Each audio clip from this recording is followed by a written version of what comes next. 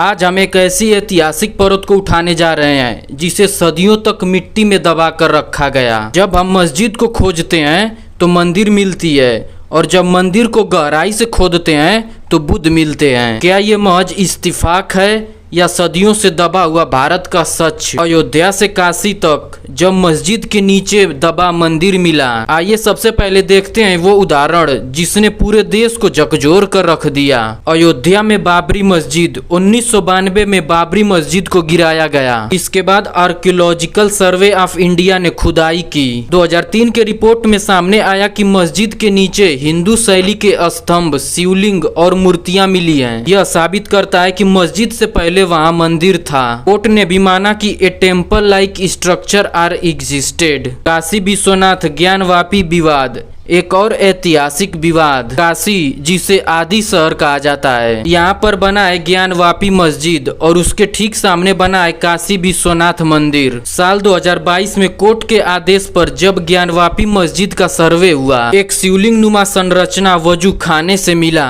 विवाद आज भी जारी है, लेकिन संकेत यही मिल रहा है कि मस्जिद से पहले वहाँ मंदिर हुआ करता था। लेकिन जब मंदिर को खोदते हैं तब क्या मिलता है? यहाँ आता है इतिहास का सबसे चौंका देने वाला मोड़। जब आप मंदिर को गहराई से खोदते हैं तो वहाँ मिलते हैं बुद्ध, मिलता है बौद्ध स्तूप, मिलते हैं भिक्षु विहार, मिलते हैं करुणा और तर्क के धरोहर। सांची मध्य प्रदेश, जहाँ हिंदू मंदिरों के खंडहरों में बौद्ध स्तूपों के अवशेष मिले। बौद्ध गया, जहाँ पे शिव मंदिर के बगल में खुदाई करने पर बौद्ध कालीन मूर्तियां मिली। एलोरा की गुफाएं ये बताती है कि इस पहले बौद्ध मंदिर था, उसके बाद जैन मंदिर बनता है, फिर उसके बाद हिंदू मंदिर बन जाता है। परत दर परत इसके इतिहास को बयान करती है। जब भारत में बुद्ध का समय था तब समाज बिना जात पात, बिना मूर्ति पूजा किए, बिना बलि के ध्यान और तर्क से चला करता था। लेकिन फिर आया ब्राह्मणवाद और बौद्ध धर्म को उसने खतरनाक समझा। नालंदा जैसे विश्वविद्यालय जलाए गए और बुद्ध को विष्णु का अवतार बताकर उन्हें निगल लिया गया। बौद्ध विहार मंदिरों में बदल दिए गए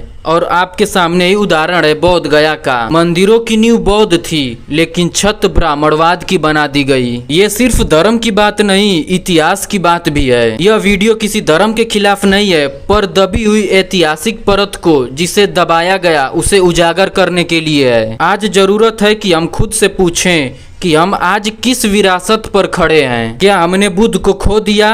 क्या आज भी हमारे मंदिरों की नींव में करुणा दब रही है? अब क्या करें? मस्जिद को खोदोगे तो मंदिर मिलेगा, और अगर मंदिर को गहराई तक खोदते हो तो बुद्ध मिलेंगे, और अगर तुम बुद्ध को समझ लोगे तो खुद को पालोगे। भारत की आत्मा बुद्ध है, तर्क है, करुणा है, और हमें उसी जड़ तक वापस लौटना होगा। बुद्ध के वचन थे अप दीपो भव, यानी अपना प्रकाश स्वयं बनो। जब भी धर्म की बात होती है तो भारत का नाम सबसे पहले लिया जाता है, पर क्या आपने कभी सोचा है भारत का पहला धर्म कौन सा था? क्या वह सनातन धर्म था? क्या वह कोई देवी देवताओं से जुड़ा हुआ धर्म था, या फिर कुछ और? आज की इस रिसर्च आधारित वीडियो में हम जानेंगे वह ऐतिहासिक सच जिसे जानकर आप चौंक जाएंगे। धर्म आखिर कहते किसको है? धर्म की आखिर परिभाषा क्या है? सबसे पहले हमें ये समझना जरूरी है कि धर्म कोई पूजा पाठ या ईश्वर की कल्पना नहीं होता। धर्म का अर्थ होता है जीवन जीने का तरीका, नैतिकता, समाज के लिए नियम और आत्मा के मुक्ति का मार्ग। इस दृष्टि से देखा जाए तो भारत का सबसे पहला संगठित,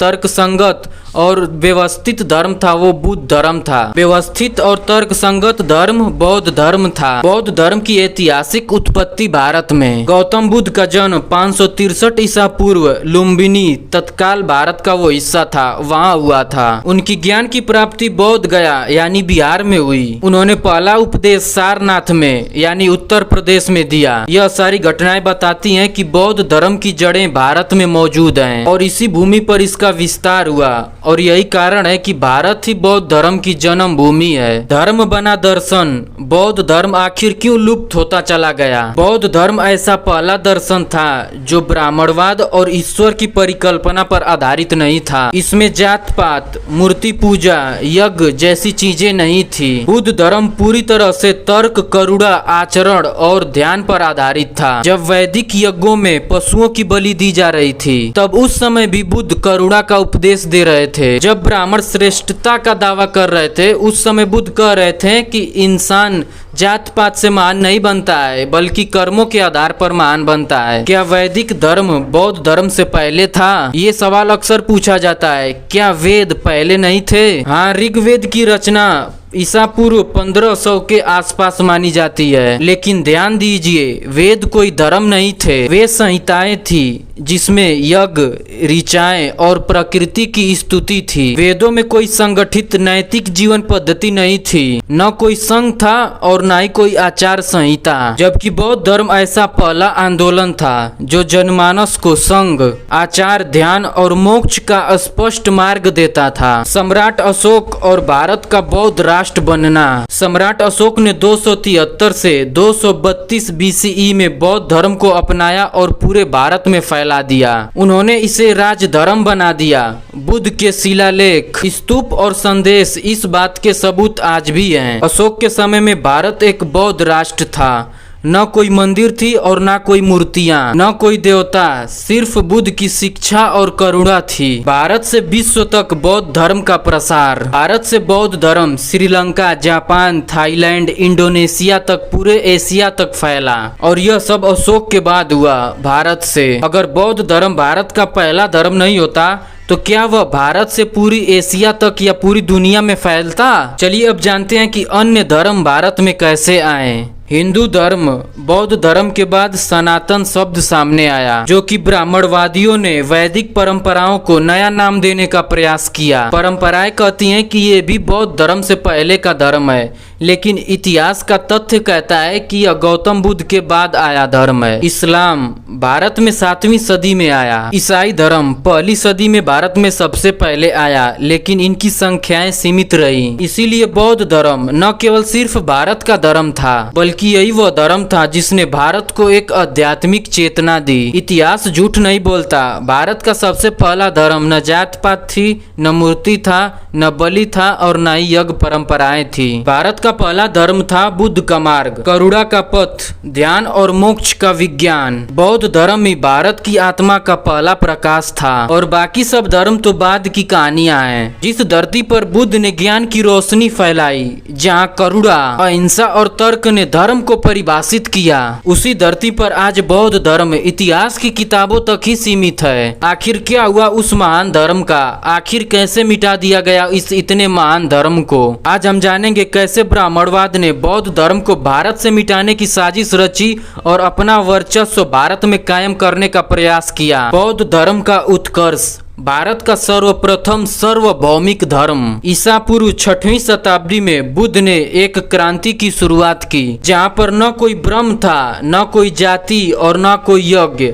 वहाँ पर तो केवल करुणा, ध्यान और नैतिकता थी। गुप्त वंश और बाद में हिंदू राजाओं के समय नालंदा, विक्रमशिला और तक्षशिला जैसे बौद्ध विश्वविद्यालयों को जला दिया गया। हजारों भिक्षुओं की हत्या कर दी गई या उन्हें ऐसा प्रताड़ित किया कि वो भागने पर मजबूर हो गए। बौद्ध धर्म को भारत की भूमि से हिंसा, दमन और छल से बाहर भगा दिया गया। धर्म का अपहरण, बुद्ध की छवि को बदलना। जब हिंसा से बात नहीं बनी तो चालाकी से बुद्ध विचारों को चुरा लिया गया। बुद्ध को विष्णु का 9वां अवतार घोषित कर दिया गया, जबकि बुद्ध ने कभी देवी देवता और ईश्वर को माना ही नहीं। बुद्ध की शिक्षाओं को पुराणों में तोड़ मरोड़ कर जोड़ दिया गया ताकि मूल बौद्ध विचार छिप जाएं, ढक जाएं और ब्राह्मणवाद फिर से समाज पर हावी हो जाए। समाज में ब्राह्मणवाद की वापसी। भिक्षु संघ टूट चुके थे, स्तूप पूरी तरह से खंडहर में परिवर्तित हो चुके थे और नया धर्म, जिसे सनातन धर्म कहा जाता है, वह स्थापित हो चुका था समाज में। अब फिर से वही वर्ण व्यवस्था, फिर से वही पुरोहित तंत्र,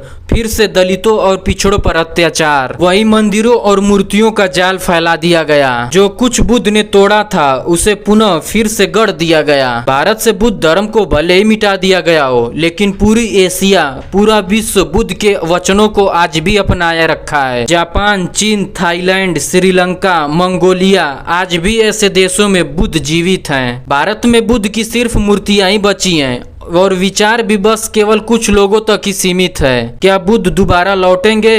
बुद्ध धर्म को भले ही समाज से मिटा दिया गया हो, लेकिन उनके वचन, उनके विचार कभी नहीं मरे। आज जब जातिवाद, हिंसा, अंधविश्वास, पाखंड जब फिर से सर उठा रहा है, तब हमें फिर से बुद्ध की ओर लौटना ही पड़ेगा। भारत का भविष्य तभी उज्जवल होगा जब भारत की जनता फिर से अपने पहले धर्म, बौद्ध धर्म और पहली चेतना, तर्क और करुणा को फिर से अपनाएगी। बुद्ध की शिक्षाएं थी कि ब्राह्मण कोई जन्म से नहीं बल्कि आचरण से होता है।